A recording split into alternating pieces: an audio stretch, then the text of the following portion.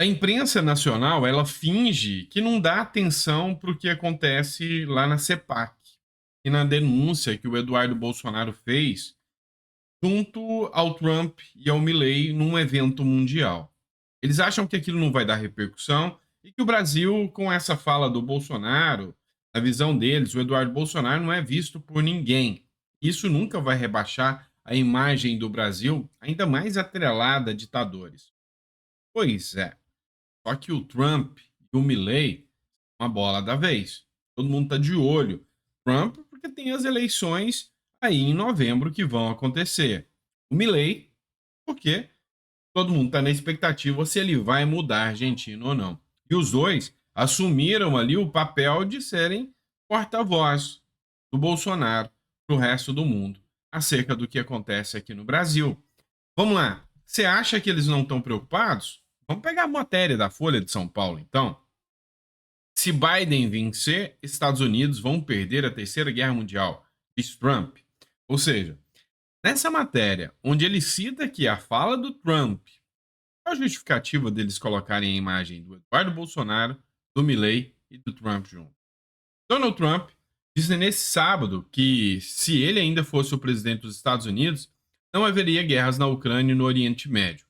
Além disso, segundo ele, se Joe Biden for reeleito no pleito de novembro, continuar na Casa Branca, haverá uma terceira guerra mundial, na qual Washington será derrotada. Então, eles citaram aqui a CEPAC e falaram que a CEPAC é uma espécie de meca da direita mundial. E a CEPAC comprou o coro ali sobre enfrentar os governos de esquerda. Eles fingem que não se preocupam com isso. Mas no final das contas, você sabe que a esquerda está desesperada, que a cada momento que passa, a direita ganha mais força. E a esquerda consegue falar menos com a população. Aquela agenda woke, aquela agenda progressista que todo mundo achou que ia tomar o coração de todos, que todo mundo queria ser paz e amor, pela liberação das drogas, pela liberação do aborto, enfim, todo aquele discurso de esquerda que todo mundo imaginava que ia ganhar os corações das pessoas, não ganharam, não. Pelo contrário, o povo já está ficando de saco cheio com o discurso da esquerda. E eu vou até expor um pouco disso aqui para vocês. Tem um plano. Esse plano da esquerda foi muito bem explicado pelo Daniel Lopes, mas eu vou tentar trazer uma explicação aqui para vocês também. Vamos lá. Só para vocês terem noção, outro ponto aqui da invasão do Alvorada ontem.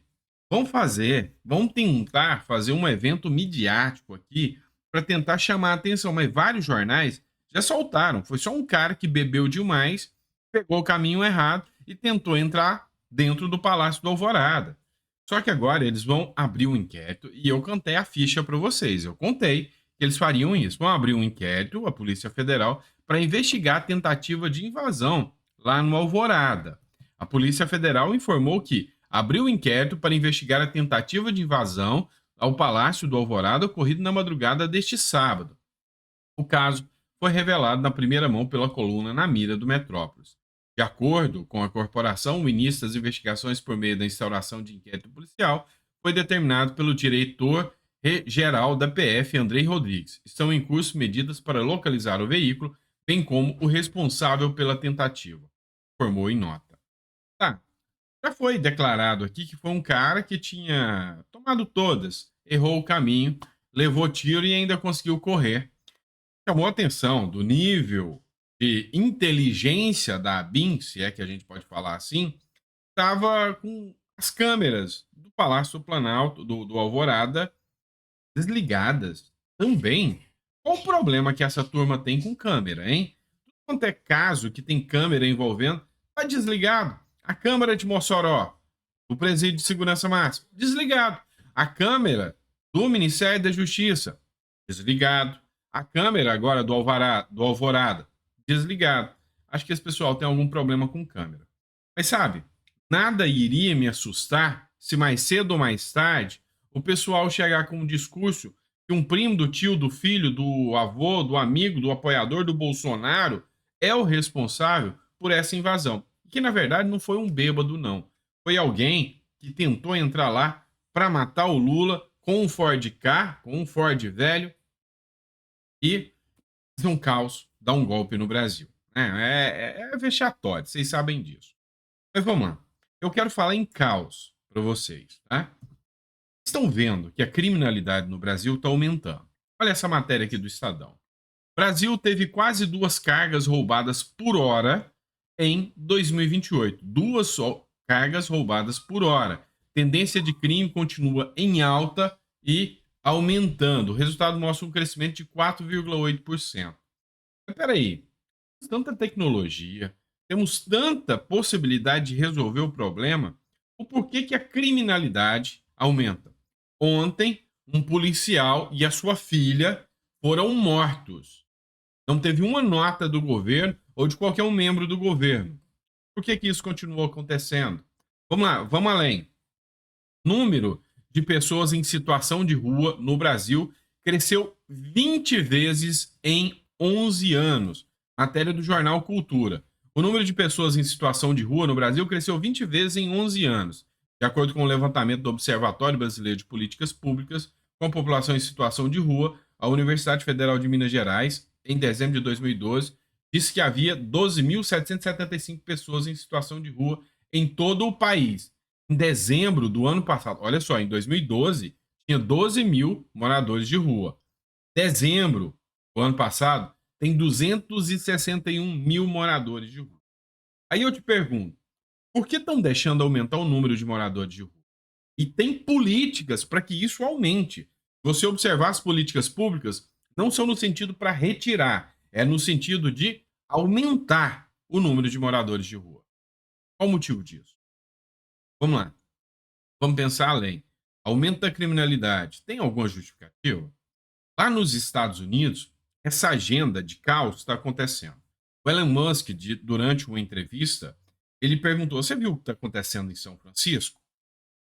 O cara, não, faz tempo que eu não vou em São Francisco, o entrevistador. Ele falou: Olha, lá está acontecendo assim. Eles estão dando bolsa para moradores de rua, incentivando os moradores de rua lotarem São Francisco para que eles possam usar crack. Então você passa por São Francisco, você só vê barraca e mendigo e morador de rua e tá um caos a situação. Praticam pequenos delitos.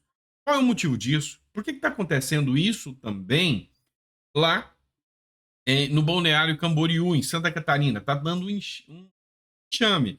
Por que acontece no centro de São Paulo? Você vê cidades grandes e lugares que eram para ser assim, caros, lugares nobres da cidade, como o centro de São Paulo, é um caos. Por que que isso acontece? Tem uma teoria, que é a teoria que se chama Order at Chaos, a ordem através do caos, né? Eles implementam o caos. Então, essa agenda ela é aplicada pelos líderes do poder de diversas formas. Uma, quando eles querem, e sempre eles trabalham a longo prazo, nunca a curto prazo, quando eles querem estabelecer uma nova ordem de governo. Você vem, libera a criminalidade, libera bandido à solta, faz de tudo. E você tem aliados dentro do crime, fazem parte do governo, esses caras vão estar soltos para criar o caos. E aí, quanto mais caos cria, mais desvia o foco daquilo que é, sabe, o que acontece nos bastidores do governo. Criminalidade, corrupção, roubos, desvio de dinheiro. Essa é uma teoria. Outra teoria, grandes ícones aí do controle mundial, quando eles pegam lugares como São Francisco, centro de São Paulo, Balneário e Camboriú, eles começam a liberar o caos, há uma tendência de desvalorização daqueles locais. Então, o que eles fazem? Eles pegam um governo que é conivente com isso, deixa o caos se instaurar. Em alguns lugares, a desvalorização, como por exemplo o centro de São Paulo, chega a 80%. Prédio que facilmente, se tivesse num lugar mais nobre da cidade, valeria 5 milhões de reais, lá você consegue encontrar esses prédios por menos de 800 mil reais. Então, por que isso acontece? Eles deixam acontecer essa desvalorização, depois grandes conglomerados vêm, compra tudo aquilo e reestabelece a ordem. Então, é a ordem através do caos. Também, os comunistas são contra a propriedade privada. E uma forma deles desestimularem pessoas ricas de estarem em determinados lugares é criando caos naqueles lugares. Então, por exemplo, o caso de Camboriú. Camboriú tem um dos metros quadrados mais caros do Brasil hoje. Eles estão lotando, enchendo ali de moradores de rua, e o preço dos imóveis já começou a ter uma tendência de queda. Eles deixam o mercado imobiliário desvalorizar, pois vem, deixa ali o pessoal que consegue o dinheiro de forma inescrupulosa, né? Eles são comunistas só para os outros, para eles são muito capitalistas. Deixa tudo isso acontecer, depois eles vêm e fazem um programa de desapropriação. Assim eles conseguem os melhores imóveis para eles. Então, isso tudo é teoria da ordem à caos, ou seja, da ordem através do caos. Mas assim, o que eu posso dizer para vocês é que eu vejo que o Brasil está indo nesse sentido também. Criar, sabe, uma, ah, sabe, um caos aqui no Brasil. E isso é assustador, é medonho. E não sei, você concorda com essa teoria da ordem através do caos ou você acha que é só mais uma teoria da conspiração? Tudo é um bando de incompetente mesmo que não consegue resolver as questões básicas dos problemas da população no Brasil. Vamos lá. A última matéria que eu quero trazer para vocês é uma matéria da Revista Oeste do Rodrigo Constantino. Ele escreve o seguinte: volto a perguntar, só agora deu para perceber quem é Lula e o que prega o PT? Por onde essa turma andou todas as últimas décadas? Ver tucanos, alguns judeus, descendo a lenha no Lula e na esquerda raivosa e antissemita por causa de uma mistura de sentimentos? Sim, antes tarde do que nunca, melhor acordar depois de anos hibernando do que dormir para sempre, mas eis o ponto. Esses tucanos não fizeram um doloroso meia-culpa em público, não admitiram que erraram ao pregar voto em Lula contra Bolsonaro, o presidente mais pró-Israel da nossa história. Eles não demonstram qualquer arrependimento. Isso me chama muita atenção. Sabe, teve gente que deu declaração aberta e pró-Lula, como o Luciano Huck. Foi descendente de judeus. Foi, fez o L, vamos votar no Lula, é pela liberdade, é pela democracia, mas quando vê o Lula fazendo, sabe, aberrações com suas falas contra Israel, em vez de ele fazer um meia-culpa e admitir, falar, não, eu estava errado. Ele vai lá e faz uma crítica de leve no Lula, fica por isso mesmo, e finge, para aqueles que acreditam nele, que ele está fazendo o que é certo, mas não está. Para ele ser coerente, ele deveria ser uma voz mais contundente, pregar, olha, eu errei, e o que o governo Lula está fazendo é rebaixando o nosso país ao nível das piores ditaduras que existem.